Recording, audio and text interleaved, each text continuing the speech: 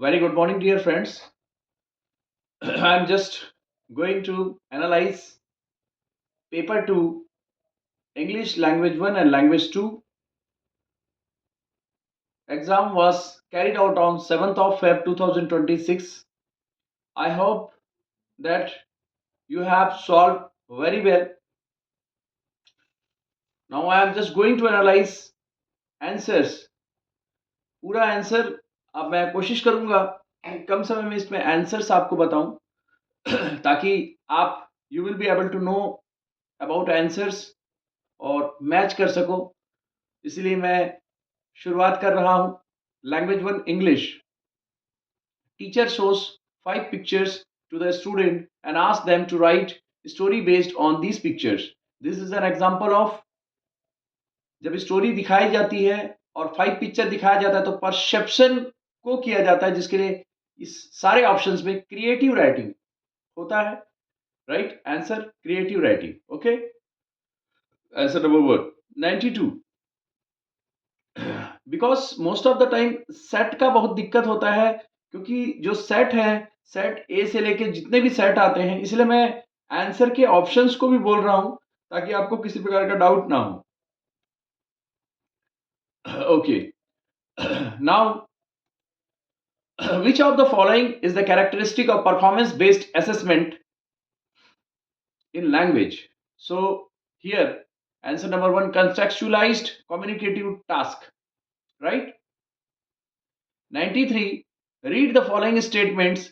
Reading is just to understand letter sound relationship, pronounce the words correctly. is just to understand लिखा हुआ है, केवल understand करना है, नहीं। Reading is decoding symbols to arrive at meaning. So here B is true but A is false. Just to नहीं है, right? A teacher has to assess listening skill of her student. Which of the following activities can she select as listening assessment?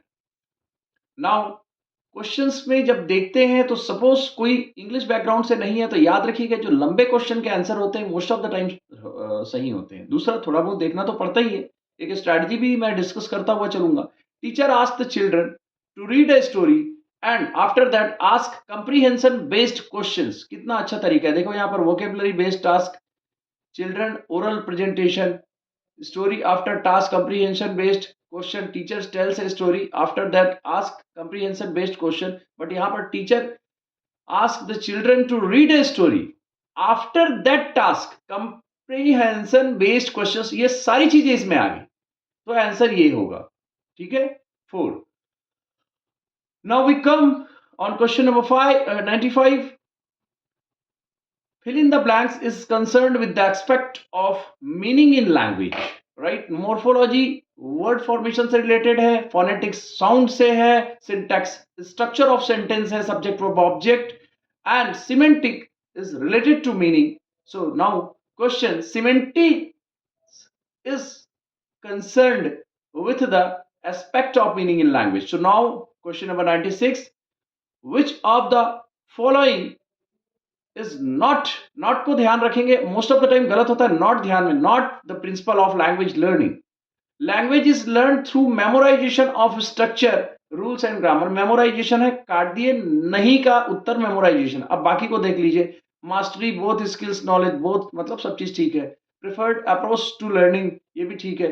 Tool for communication, ये भी ठीक है। But principle of language teaching क्या नहीं है, रट्टा नहीं मरवाना है, क्योंकि रट्टा मरवा के हम कोई लैंग्वेज नहीं सिखा सकते। Teacher of grade 6 teachers, a teacher of grade 6 writes a word in the center of blackboard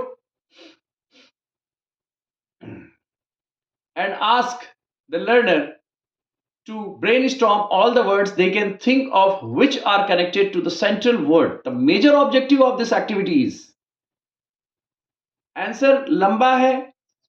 सबसे पहली चीज, improving vocabulary of learners.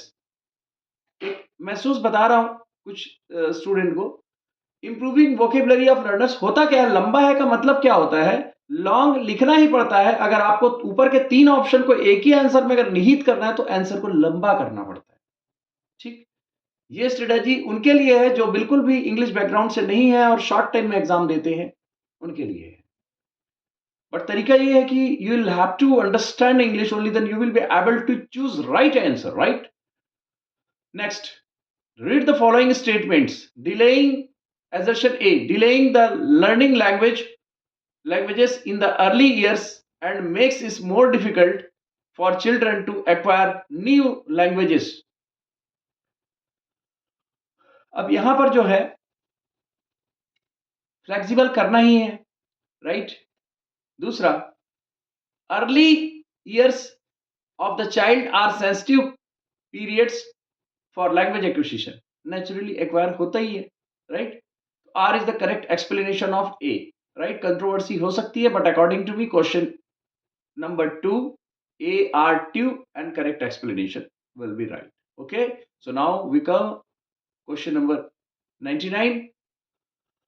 One of the key principle National Curriculum Framework for Foundational Stage 2022 with respect to the multilingualism is multilingualism has both cognitive and societal cultural benefits. देखो, 3 benefits एक साथ हो रहे हैं। बाकी जो ऊपर के क्वेश्चन के आंसर हैं मैं पढ़कर आपका टाइम वेस्ट नहीं करना चाहता।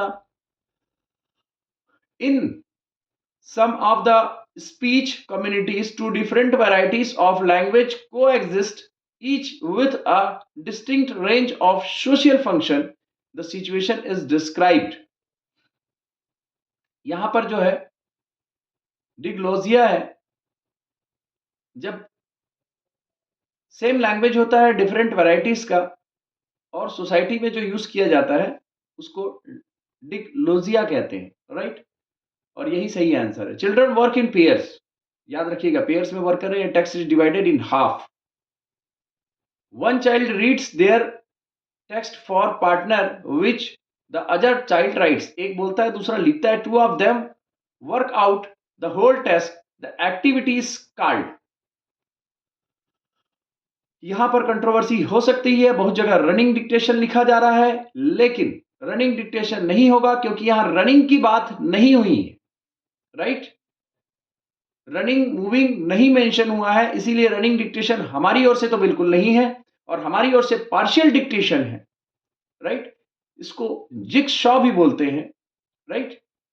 फर्स्ट जो क्वेश्चन आपने पढ़ा होगा उसके ऑप्शन में दिया हुआ था जिगशॉ, वो जिगशॉ यही है, partial dictation, right? Which of the following statement is not true of study about the literary text in language classroom? Literary text should be used to teach grammar, right? Not बोला हुआ है तो not का answer हो जाएगा text should be use to teach grammar, नहीं हो सकता साहित्यिक चीज को, है ना? Next, Naveen of class 6th struggles with reading the text. क्या रीडिंग द टेक्स्ट से स्ट्रगल करता है? इंग्लिश को इंग्लिश में समझिए। The teacher gives him simpler text to read, she conducts shared reading session for him. Shared reading मतलब जिसमें साथ में पढ़ते हैं, शेयरिंग करके। The support provided by the teacher is called. आप जब किसी को लेव वाइगोस्की जी ने बोला था स्कैफ फोल्डिंग देना पड़ता है स्टूडेंट को, राइट? तो स्कैफ फोल्डिंग जिसको पहाड़ या ढांचा बोलते हैं आप। Which approach to language teaching learning believes in language is a habit? Audiolingualism. A child reads an unseen passage for which he is expected to answer the question that follow. This type of reading is referred to as which type of reading? Extensive, pleasure के लिए होता है। Scanning, उसमें क्या करते हैं हम लोग? स्पेसिफिक चीज को करते हैं। स्कीमिंग फॉर गेस्ट के लिए होता है, ठीक है? अब यहां पर देखिए, आपका एक्सक्लूसिव को इंटेंसिव भी बोलते हैं, गहन पठन। गहन पठन करना पड़ेगा क्योंकि अनसीन पैसेज से आंसर आपको निकालने का, गहरा पढ़ोगे नहीं तो पता चलेगा कैसे, right? Read the passage given below, answer that followed. आप जब भी कोई पैसेज करते हैं उस पैसेज का जो पैसेज में आपको याद रखिएगा, इसके लास्ट के लाइन को आपको पढ़ना होता है। जब लास्ट के लाइन को पढ़ते हो तो आपको बहुत कुछ चीजें समझ में आ जाती है उसकी, ठीक है। This business has ground up, so 100 consultancies have sprung up of management health club. एक बार हेल्थ आया, एक बार फिटनेस आया, ठीक है। नॉमिनल कंट्रीब्यूशन एम्प्लॉयज, मतलब एम्प्लॉय के बारे में भी है। फैसिलिटीज है, इंश्योरेंस कंपनी से रिलेटेड है ना। वेंचर्स है। जब इसको प्रॉपर आप पढ़ोगे तो इसके अंदर क्या टोन है आपको समझ में आ गया होगा। देखो जगह जगह एम्प्लॉयज लिखा है, मतलब एम्प्लॉय के बारे में है। यहां से लेके यहां तक आपको पढ़ लेना है। उसके बाद इसमें जो वर्ड्स होंगे, जो स्पेशल वर्ड्स होंगे, उसको अंडरलाइन करना है आपने। जैसे इंश्योरेंस हो गया, इस प्रकार के वर्ड्स को अंडरलाइन करना, तरीका ही बता रहा हूं साथ में, है ना। उसके बाद सीधा आपको पैसेज पे आ जाना है। पैसेज पे आकर which part of speech is the underline word, is the underlined word. Japanese company particularly excel in this. फिर पूरे ऑप्शन में आने हैं, उसमें भी हार्ड वर्ड को आपको क्या करना है, कर लेना है। और क्वेश्चन में क्या बोला हुआ है, Japanese companies particularly excel in this. अब देख लीजिए, जापानीज कंपनीज एक्सेल वर्ब है और इसके बारे में क्या बता रहा है, ये विशेषता, वर्ब का विशेषता एडवर्ब, तो यहां एडवर्ब हो जाएगा, ठीक है। Identify the clause in the underlined part of the sentence. सीधी सी बात है, अगर क्या पूछे तो नाउन क्लॉज होगा, कैसे पूछे तो एडजेक्टिव क्लॉज होगा, है ना। तो यहां पर ध्यान दीजिएगा। इट इज एस्टिमेटेड दैट, क्या, दैट मतलब what, some 20,000 American firms have established in house health clubs, noun clause होगा।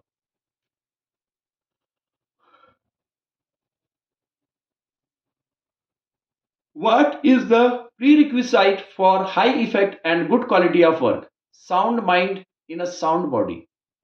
Right? It will be right answer according to passage. Japanese company ensure loyalty and motivation by making their workers join health clubs. Why do company have health clubs? They help in better efficiency and high productivity of worker.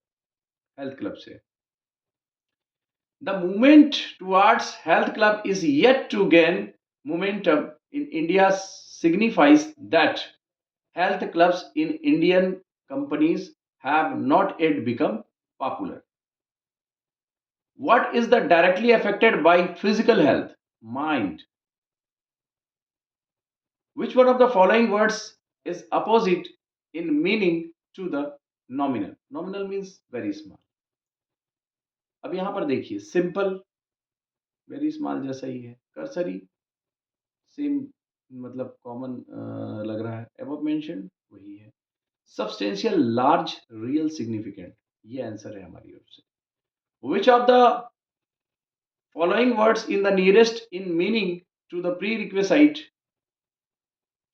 अब देख लीजिए, इसमें optional, unnecessarily, secondary एक जैसे लग रहे हैं। Required बिल्कुल जरूरी है, लेकिन यहाँ दूसरा ऑप्शन भी है, अनिवार्य नहीं है, ऑप्शनल और भी है, और यहाँ पर है रिक्वायर्ड है ही। तो सीधी सी बात है, जब तीन चीजें डिफरेंट है और एक चीज आंसर है तो इसका आंसर यही होगा ना। ये तो सबसे हो गया कि विदाउट अंडरस्टैंडिंग इंग्लिश। दूसरा प्री रिक्वेसाइट का मीनिंग जो होगा नियरेस्ट, वो रिक्वायर्ड होगा। नियरेस्ट मीनिंग बोला है, एक्यूरेट मत ढूंढा करिएगा, ठीक है। सेकेंडरी मतलब लेस इंपॉर्टेंट हो गया, अननेसेसरी मतलब नॉट नीडेड हो गया, और ऑप्शनल मतलब नॉट कंपलसरी हो गया, और नीडेड एंड नेसेसरी रिक्वायर्ड, जरूरत है भाई। नाउ ये जो पैसेज है, ये सॉरी पोयम है, पोयम में भी आपको वही करना है। Never now may he wheel and swear with sunshine of his wings and a bird in cake and crippled thing, but my bird sings. अगर ज़्यादा बड़ा नहीं है तो आपको पूरा पढ़ लेना चाहिए। अगर भाई इतने पढ़े तो पता चल गया कि बर्ड के बारे में इसके अंदर है, साथ में उसके पंखों के बारे में भी है। और आपको सीधे पैसेज में आ जाना है, पैसेज में आके अंडरलाइन करना है, ठीक है। तरीका पहले बता देता हूँ। अंडरलाइन करके गए आप, है ना। यहाँ पर शोरो फूल के बारे में बोला, क्रिपल थिंग के बारे में, इसको अंडरलाइन किए, फिर वापस यहाँ पहुंच गए। तो अब यहाँ पर आंसर जो है, what is the theme of the poem. अब देखिए, caged bird lives fruitful life, bird should be kept in a cage, bird should be given food. अब यहाँ लिखा है birds living in the open enjoy their lives. अब इसमें सारा चीज आ जाता है। सबसे पहली चीज तो इसका आंसर होने का पॉसिबिलिटी ये है। तो दूसरा आप यहाँ पर पढ़ेंगे तो ऑलरेडी आपको पता चल जाएगा, है ना। Bird my but my bird sings denotes that my bird has regained her voice. My bird has regained her voice, right?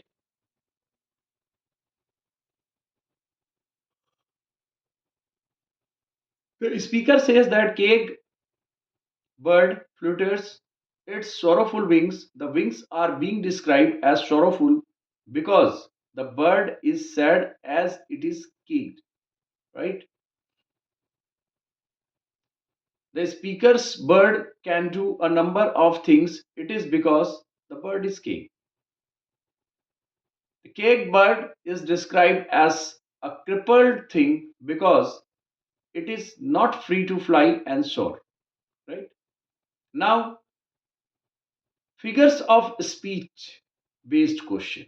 Now we are just getting here.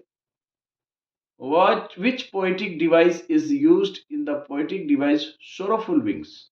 Okay. Personification, right? Personification. Now, language 2. यहां से हम language 2 का answer discuss करेंगे। अभी बिल्कुल ध्यान दीजिएगा। विच of the following statement correctly defines running dictation.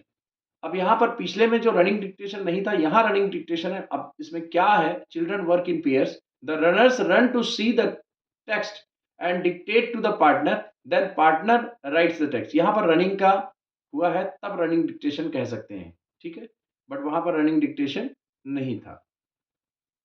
A child is born with the innate capacity to acquire language. This idea of language acquisition is supported by nativist के द्वारा support, right? In process of writing approach, the element of writing process during which writers normally share their work with the wider audience refers to publishing. For dealing with the difficult words in the text, a language teacher first converts the words into mother tongue and then asks the student to memorize them. She is using what? Grammar translation method, GTM से. The space between what a learner can do without assistance and what they can do in collaboration with adults or more capable peers is termed as zone of proximal development according to Leo Vygotsky, right? Next, an impairment of language function due to localized cerebral damage which leads to difficulty in understanding and or producing linguistic form is called aphasia. Aphasia, right?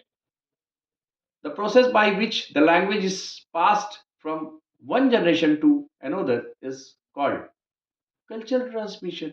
एक generation से दूसरे generation में culture का transmission हो गया। Displacement तो बोल नहीं सकते इसको, प्रोडक्टिविटी बोल नहीं सकते, बिल्कुल अलग है। डिस्प्लेसमेंट एक जगह से दूसरे जगह चला गया, हो गया। आर्बिट्रेटनेस भी नहीं बोल सकते, लेकिन कल्चर का ट्रांसमिशन हुआ है, because it is just being referred from one generation to another generation. So cultural transmission is right answer, right? So next, moving forward,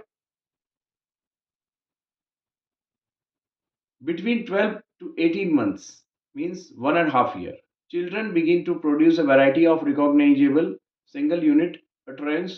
This period in which single terms are uttered for everyday object is called what? Holophrastic stage. Holophrastic stage, one word stage, right? It is called. और टेलीग्राफिंग में to word होता है, Qing है ना, बेबलिंग ये नहीं है। होलो, ये जो आंसर 4 है ये राइट आंसर होगा। Read the statement in the given below on reading and writing skill. The understanding of and ability to read also affects the ability to write, LSRW, है ना। तो बिल्कुल राइट है। Reading and writing are separate processes and develop independent of each other. अभी यहां देख लीजिए, ये बिल्कुल इनकरेक्ट होगा, है ना, but A will be correct. तो answer is A is correct but B is incorrect. All languages have certain common properties. These are called language universals. Clear है? Okay. Accept acceptance of linguistic diversity in class will what? अब यहाँ पर positive देख लीजिए, लंबा तो दोनों है, यहाँ डिक्रीज लिखा है, डिस्ट्रॉय लिखा है, ये हिंडर लिखा है, हैव नो इम्पैक्ट लिखा है, ये तीनों की तीनों निगेटिव है। Boost up the confidence of children leading to the increased imagination and creativity. देखिए यहाँ क्या क्या है, बूस्ट अप कर दिया, कॉन्फिडेंस कर दिया, इंक्रीज कर दिया, इमेजिनेशन भी आ गई, क्रिएटिविटी भी आ गई। अरे शीशे की तरह आंसर साफ दिख रहा है यार। Which of the following is not the characteristic of print awareness as part of emergent literacy?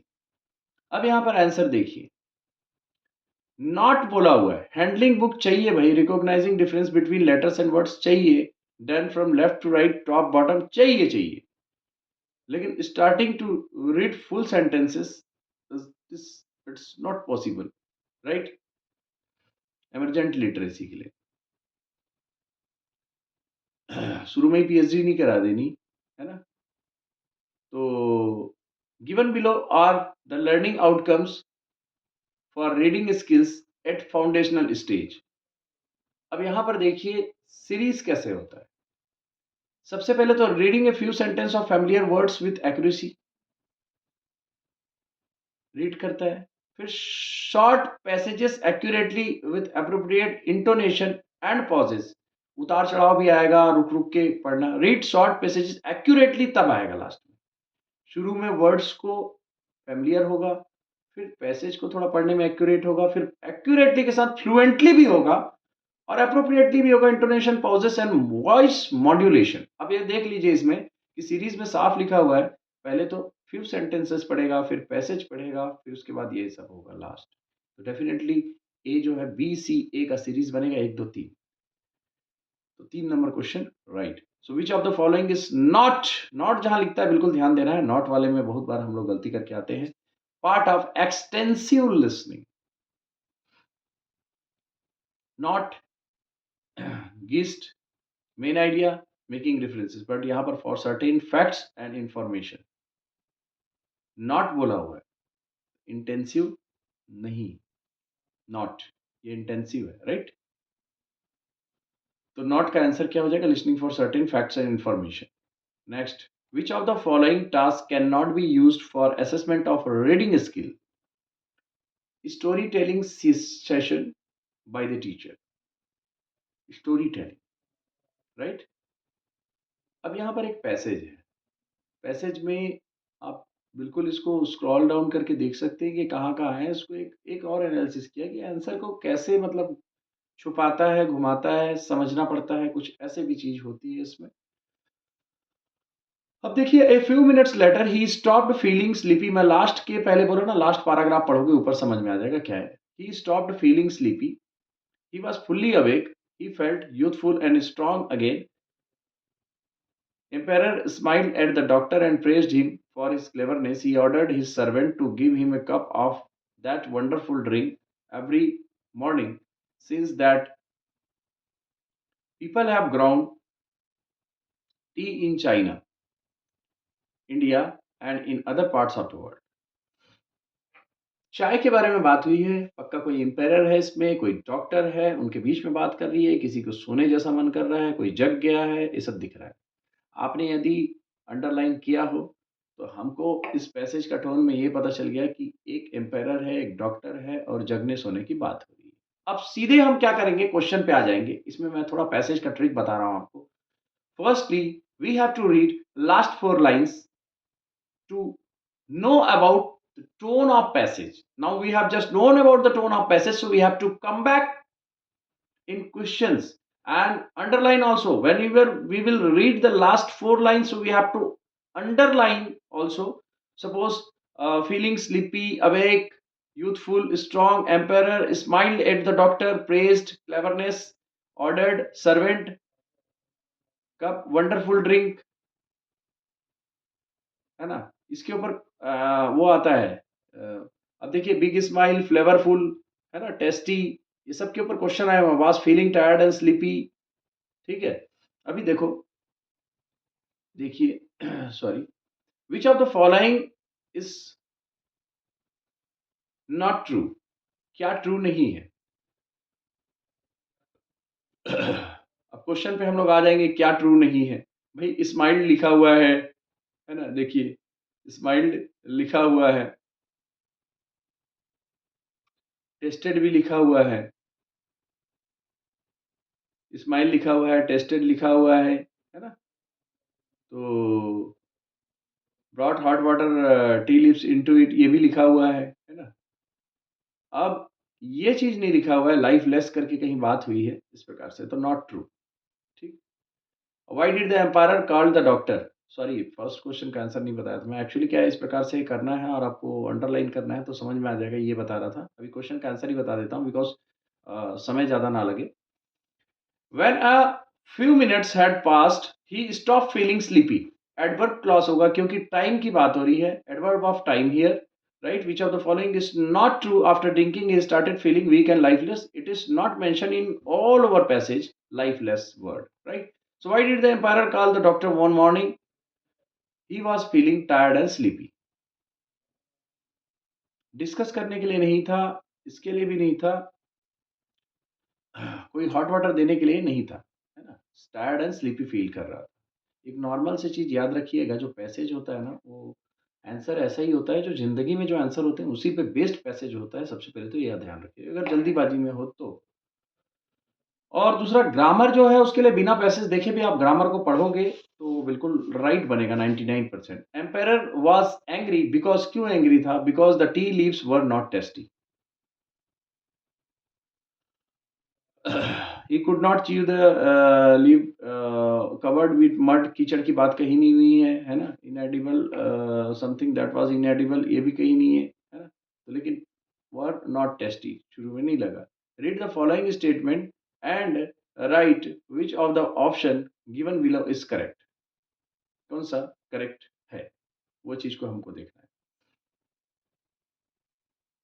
He was leaving Emperor's room. The doctor dropped some tree leaves into the Emperor's bath water. Bath water कहीं पे discuss नहीं हुआ, ठीक? The Emperor tasted the hot tea water and soon he started feeling sleepy. ये भी गलत है।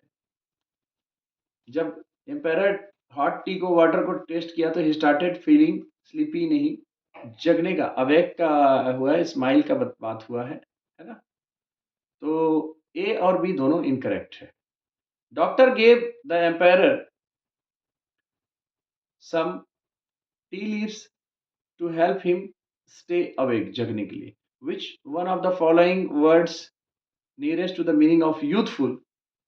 Elderly बड़ा होता है, एक्सपीरियंस अनुभवी, मतलब वो भी बेचारा ओल्ड एज का होगा। अडल्ट भी तो पुराने एज का होगा, लेकिन यंग जो है अलग दिख रहा है, इसका मतलब इसका आंसर यंग होना चाहिए। दूसरा यूथफुल लिखा है और वाई ओ यू, इसमें अगर अक्षर को भी देखें तो ठीक है, nearest to the meaning.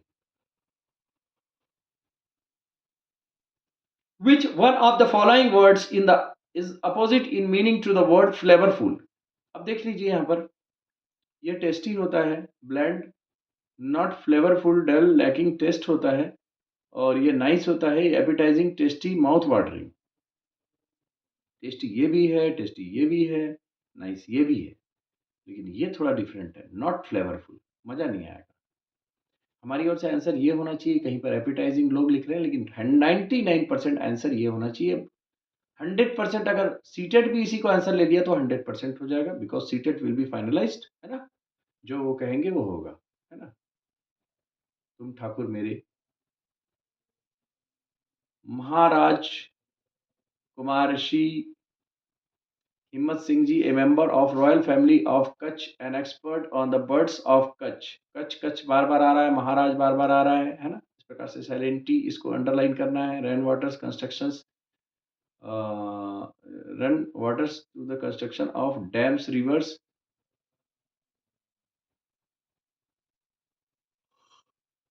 Run water के बारे में बात हुई है, महाराज के बारे में बात हुई है, फ्लेमिंगो सिटी है। मतलब ओवरऑल मैं टाइम वेस्ट नहीं कर रहा हूँ, आपका टाइम ज़्यादा हो रहा है। इस प्रकार से आपको इतना को पढ़ना है तो इस ऊपर का टोन समझ में आ जाएगा, फिर पैसेज में आ जाना है, ठीक।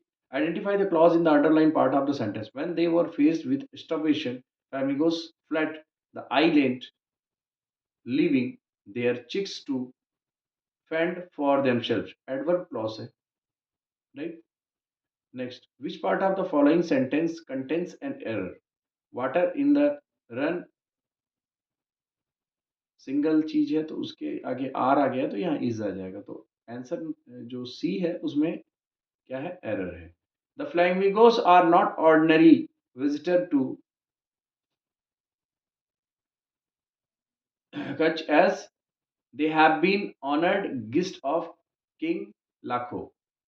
Flamingo City is known as one of the biggest breeding grounds of greater flamingos. देख लीजिए, जहां भी देखेंगे लंबा आंसर ही मोस्टली सही होता है। ये लंबा आंसर है, ये भी लंबा आंसर है, ये भी लंबा आंसर है। आपको ये चीज समझ में आ रहा है? जिसको इंग्लिश नहीं भी आती है ना, जहां लॉन्ग आंसर होगा छोटे में बना ही नहीं पाएगा आंसर, है ना। हमेशा काम नहीं करता है, ये 70% काम कर जाता है। What has caused increased salinity in the run of Kutch? अब देखिए, large number of hunting expedition, arrival of a large number of tourists, अब construction of dams on rivers that flow into the region. Question का शक्ल अलग पता चलता है answer का। Now, which one of the following words as used in the passage is similar in meaning to the phrase unable to be reached here? Unable, सीधी सी बात है। यहाँ पर कहीं पर भी अनएबल, अन इनएक्सेसिबल, है ना, एकदम मैच हो रहा है। पॉलिफरेशन, विजिटर, मिग्रेटरी, ये देखिए एकदम से इसके साथ बन रहा है, सिमिलर मीनिंग। अन और इन लगा हुआ है, एबल, एक्सेसिबल, अन इन, ठीक। Which one of the following words is opposite in meaning to the destruction? Vocabulary में याद रखिएगा, 3 एक शक्ल में दिखेगा तो लास्ट वाला आंसर होगा, बेशक आपको उसका अर्थ पता नहीं है। अब यहां पर देख लीजिए, अपोजिट मीनिंग बोल रहा है, डिस्ट्रक्शन है। चलो आपको नहीं पता डिस्ट्रक्शन का मतलब, ऑनर्ड, लेकिन ये तो पता है कि ये वर्ड पक्का निगेटिव है ना। तो ऑनर्ड है, पॉजिटिव है, स्टार्वेशन है, पॉजिटिव है, ब्रीडिंग है, कुछ हो रहा है, बढ़ रहा है, वो भी पॉजिटिव है। बट कंस्ट्रक्शन थोड़ा डिफरेंट वर्ड है इसमें से। डिस्ट्रक्शन का क्या हो जाएगा, कंस्ट्रक्शन। इस प्रकार से आप यहाँ पर all question and answers we have analyzed. According to me, you have just known all answers, so please match your answers and please calculate your number. और याद रखिएगा, बिल्कुल भी फीलिंग मत कीजिएगा कि आप मेरा ये गलती हो गया बोल के। याद रखना, जिंदगी में जो गलतियां होती है वो इसलिए नहीं होती हैं कि वो गलती हमेशा रहने के लिए। जिंदगी में जो गलती होती है वो इसलिए होती है कि उस गलतियों को दोबारा हमको नहीं दोहराना है। दूसरा, CTET examination is conducted twice in a year. We have opportunity twice times in a year, right? So बिल्कुल डिमोरलाइज मत होइएगा। Wish you all the best. I pray to God for your success. और बिल्कुल channel को subscribe कर लीजिएगा।